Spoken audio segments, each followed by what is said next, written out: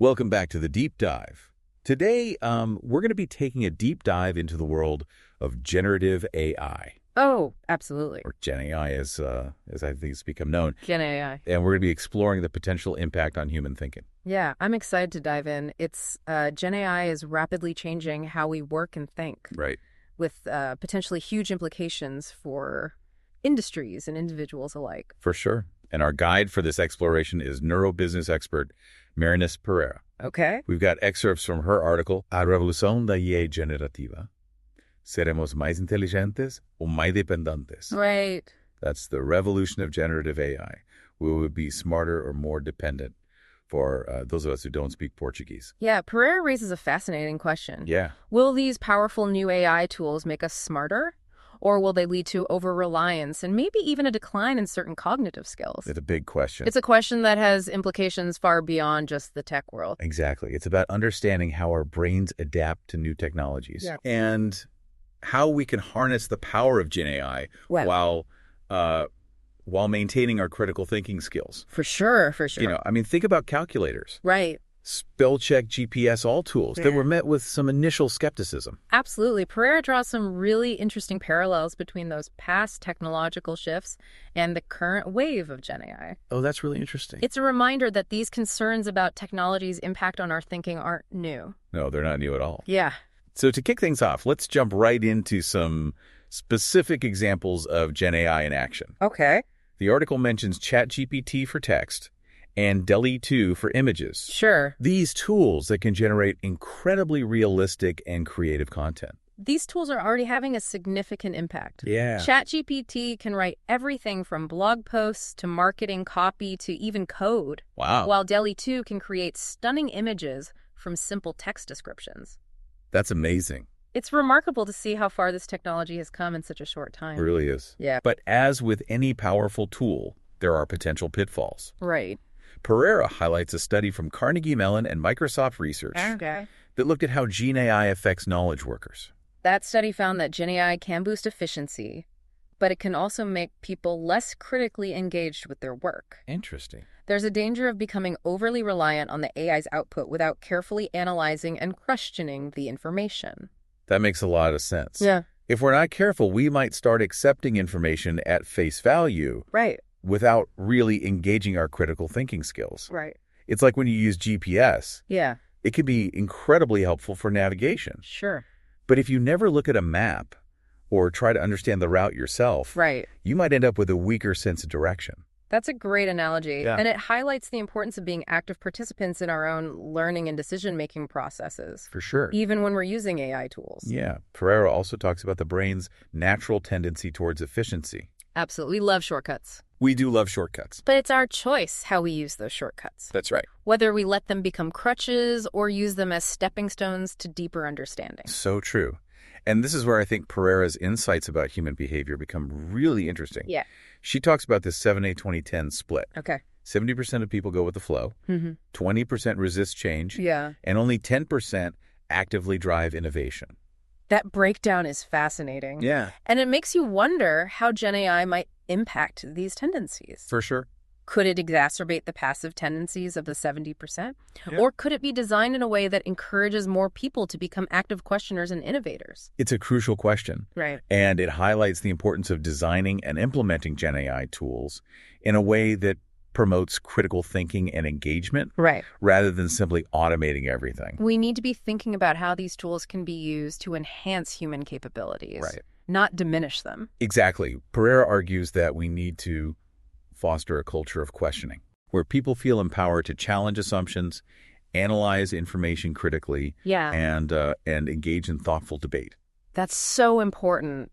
It's not just about accepting what the AI produces, but about using it as a starting point for deeper exploration and understanding. Yeah. We need to develop a healthy skepticism and a willingness to dig beneath the surface. So moving beyond these potential pitfalls, Okay. let's shift gears and talk about some of the positive ways GenAI is already being used in business. Okay. Pereira's article highlights some pretty amazing examples. Absolutely. GenAI is being used in everything from marketing and design to coding and customer service. Wow. It's revolutionizing the way businesses operate and create value. It's pretty amazing. Yep. Let's start with marketing. Okay. The article mentions how GenAI is being used to generate everything from social media posts to email campaigns to even entire website copy. It's incredible how these tools can analyze data, understand target audiences, and craft compelling marketing messages. It can be a huge time saver for marketers. For sure. And allow them to focus on higher level strategy and creative thinking. I can see how that would be incredibly valuable for businesses. Right. Especially those with limited resources. Yeah. But I'm also curious about the potential downsides. One concern is the potential for generic soulless content. I see. If everyone relies on the same AI tools, we risk losing the unique voice and perspective that make brands and individuals stand out. That makes sense. Yeah. It's like anything else. It's a tool, not a magic bullet. Right. It's up to humans to ensure that the AI-generated content is aligned with the brand's values and target audience. Exactly. Human oversight and creativity are still essential. It's about finding that sweet spot where AI can enhance human capabilities, not replace them entirely. Now let's talk about design. The article mentions how GenAI is being used to create graphics, logos, and even entire website layouts. It's amazing to see how these tools can generate visually appealing designs. Wow. Based on simple text prompts or sketches. Yep. It's opening up a world of possibilities for designers and making design more accessible to everyone. It sounds like it could be a game changer for small businesses or individuals, right, who might not have the budget for a professional designer. Absolutely. But again, it's important to remember that AI is a tool. Right. We need designers who can guide the AI, refine its output, and ensure that the final designs are original, effective, and align with the overall brand's strategy. And now for something that sounds truly futuristic, GenAI is being used to help write code. Right. The article mentions tools like GitHub Copilot, which can analyze existing code and suggest new lines or even entire functions. It's incredible how these tools are changing the way software is developed. It is. They can save developers a lot of time and effort, allowing them to focus on the more complex and creative aspects of coding. That's fascinating. Yeah. But I imagine there are also concerns about the potential impact on the software development profession. Of course. There are questions about code ownership, the potential for biases in the AI's suggestions. Right. And the need for human developers to understand and verify the code being generated. It's a rapidly evolving field. For sure. And it's important to have open conversations about the potential benefits and risks. So it seems like the key takeaway here is that GenAI is a powerful tool with incredible potential. Yeah. But it's not a replacement for human skills and judgment. Exactly. It's about finding the right balance, leveraging the strengths of both AI and humans to achieve better outcomes.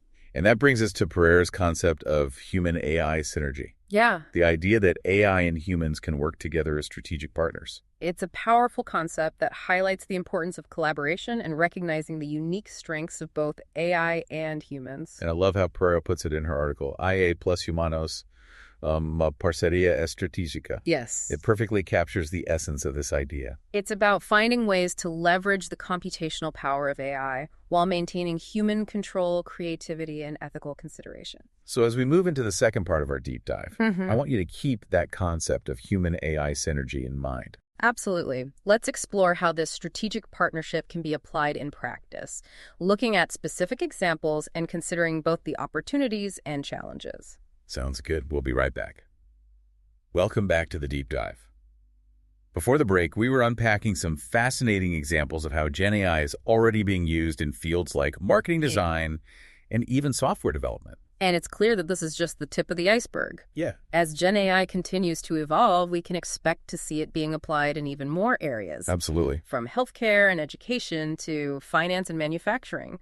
It's both exciting and a little daunting to think about all the potential applications. It is. But as we discussed, it's crucial to approach these developments with a sense of thoughtful engagement. Yeah. Pereira emphasizes the importance of fostering a culture of questioning and critical thinking. We need to encourage people to ask why, to understand the limitations of these tools and to use them responsibly. That makes a lot of sense. Yeah. So let's dive into some specific examples of how we can create that human-AI synergy in practice, starting with customer service. We're already seeing AI-powered chatbots being used by many companies to handle customer inquiries and provide support. And those can be incredibly helpful for answering FAQs and resolving simple issues quickly. Absolutely. But I've also had experiences where those chatbots just left me frustrated.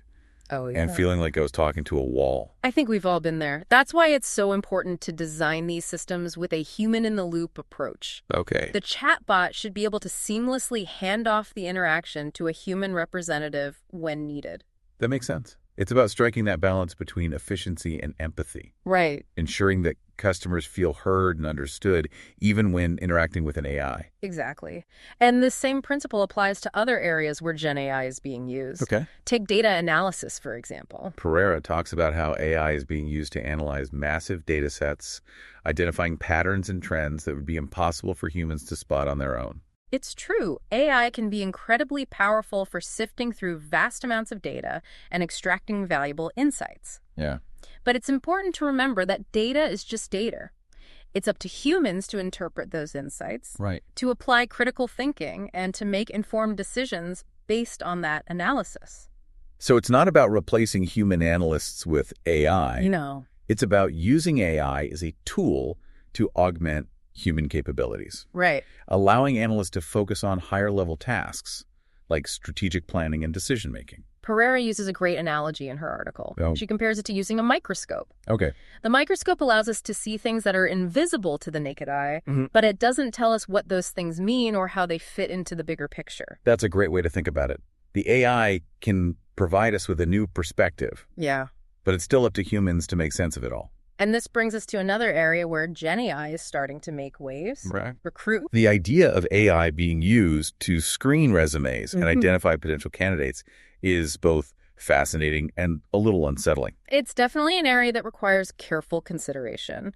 On the one hand, AI can help streamline the recruitment process, saving time and potentially reducing bias by focusing on objective criteria. But there's also the risk that the algorithms themselves could be biased. Right. Based on the data they were trained on. That's a valid concern. It's essential to ensure that these systems are designed and implemented ethically and with human oversight to prevent discrimination and promote fairness. So again, it comes back to that human-AI synergy.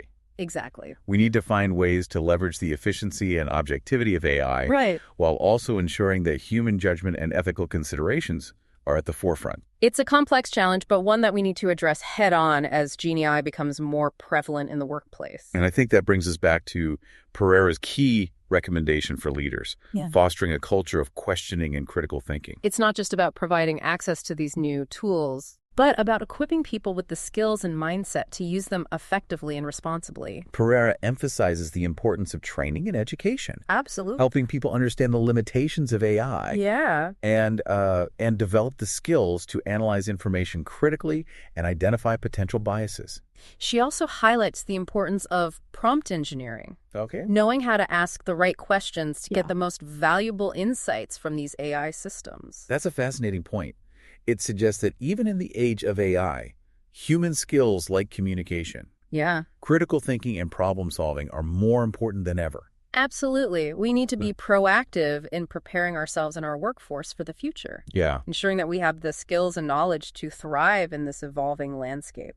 And as we move into the final part of our deep dive, I want to encourage you to think about your own role in this technological revolution. How might GenAI impact your industry, your job, your life in the coming years? These are big questions. What steps can you take to stay informed, engaged, and proactive in shaping this future? Welcome back to the Deep Dive. We've been exploring this fascinating world of generative AI with Marinés Pereira's insights as our guide. And we've covered a lot of ground, from those initial examples of AI writing blog posts to those deeper discussions about human-AI synergy. Yeah. It feels like we're starting to grasp the sheer scale of this technological shift. Right. And in this final part, I kind of want to focus on what Pereira calls the philosopher's challenge. Okay. This idea that we need to actively cultivate critical thinking in a world where answers seem increasingly easy to come by. Yeah, this is where Pereira's work gets really thought-provoking. It does. She argues that we need more Aristotles walking around people who question assumptions. Right. Who dig deeper, who refuse to just accept things at face value. Yeah, it's easy to get swept up in the excitement of all these new AI tools. Absolutely. But I think she's right. We can't let ourselves become passive consumers of information, even if that information is generated by incredibly sophisticated algorithms. It reminds me of that famous quote. Oh, yeah. I think it was Einstein who said, "The important thing is not to stop questioning. It's a good one. That's the mindset we need to cultivate, especially as GenAI becomes more integrated into our lives. So how do we become more like those ancient philosophers? How do we develop that insatiable curiosity and that willingness to question even the most seemingly obvious things? One practical step is to simply be aware that even the most advanced AI is still just a tool. Okay. It's not some all-knowing oracle, and its output should always be viewed with a healthy dose of skepticism. That's a great point. And it's something we've touched on throughout this deep dive, that need for human oversight, right, for critical thinking, for ensuring that we're not just blindly trusting what the AI tells us. Exactly. And beyond that awareness, we can develop specific habits. Okay. For example, every time you encounter AI-generated content, try asking why. Why did the AI produce this particular output? What assumptions is it based on? What data was it trained on? That's a really helpful exercise. Yeah. It forces you to engage with the information more deeply and to think about the process behind its creation. Another strategy is to diversify your information sources. Don't rely solely on AI for your news or insights.